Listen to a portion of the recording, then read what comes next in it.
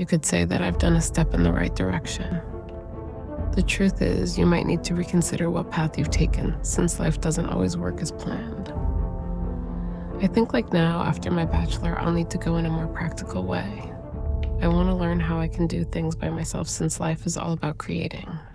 So, and as I've said, in this video we are talking about a lighting breakdown of a nighttime interior scene that we've shot for a recent project. And you might have seen already that the background looks kind of familiar. That's because we already shot it in that area here, which is the studio department in the office. So the whole scene is set at night while a student is looking something in the laptop in her living room, something like that. So, and as I've set up the lighting, I was already quite sure what my framing will look like.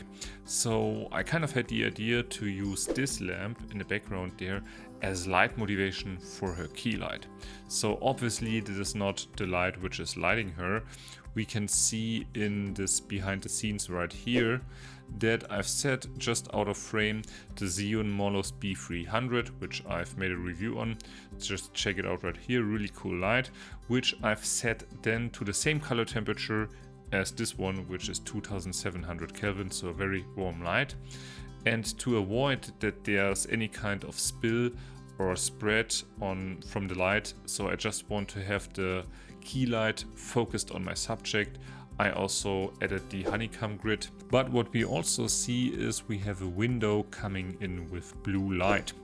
And what I basically did there is if we look over here, that's the outside. I set up 2 C-stands for each lamp, or for each window, one lamp and I used the Pavo tubes Mark II 30X. So these are 120 centimeters tube lights, and I've set them to 12,000 Kelvin, so a very cool light, and basically blasting them into the window. And then I used the trick which is basically just white balancing. So I set my camera to 4000 Kelvin so that the window light from outside looks much cooler than it actually is, so that basically intensifies the colors, and therefore I also have this color contrast that I wanted to have in this scene right now. So as you might already have noticed, on the intro scene I exclusively used Artlist, not only for the music but also for the sound effects and also for the voiceover. So that makes Artlist for me the real all-in-one post-production platform, because I can source everything that I need for my video just there, and the quality and like the library is just awesome. And also it enhances my work as a director, because this scene is part of a bigger commercial, and for me audio drives the storytelling and also the emotions that I had in mind when I was directing the commercial. So having that ability now in post-production to create my vision through music and sound effects and also voiceover is just priceless. So having set all these lights up, I just noticed something that I had to improve on, which was the wall back here, which looked very, very dark.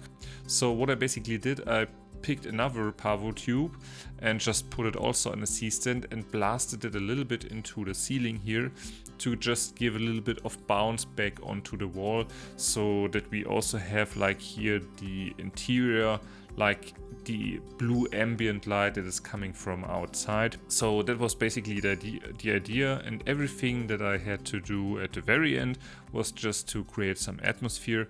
So we used just a hazer to haze the room, to have it like a little bit foggy, a little bit like mystery, but it added a lot of depth to the image. So, and as a bonus tip, I tell you how we set up this push-in scene or this push-in movement. So actually I thought of using my motorized slider for doing that, but while on set I noticed that the slider wasn't working for some reason, so I had to come up with a different idea, because that movement was also kind of being the script, so we had to do it.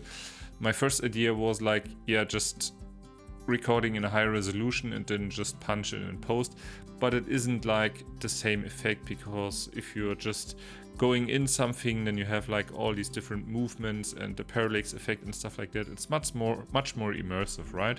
So I thought like, hey, maybe just grab a gimbal and then just like sitting on my office chair, which has wheels, and then somebody is pushing me. And that's actually what we did right here. As you see, like here, the behind the scenes. This is actually the shot. And as far as camera settings go, we were at ISO 800 and at a T2.8, so which is something I would consider as a normal exposure, so we didn't have to raise up the ISO too high to lift everything up. So we lit everything intentionally to the level that we want to have it to, and already that paid out really well. So if you have any further questions, you know that game, then just drop them in the comments below, and I'm gonna see you in my next one. Cheers!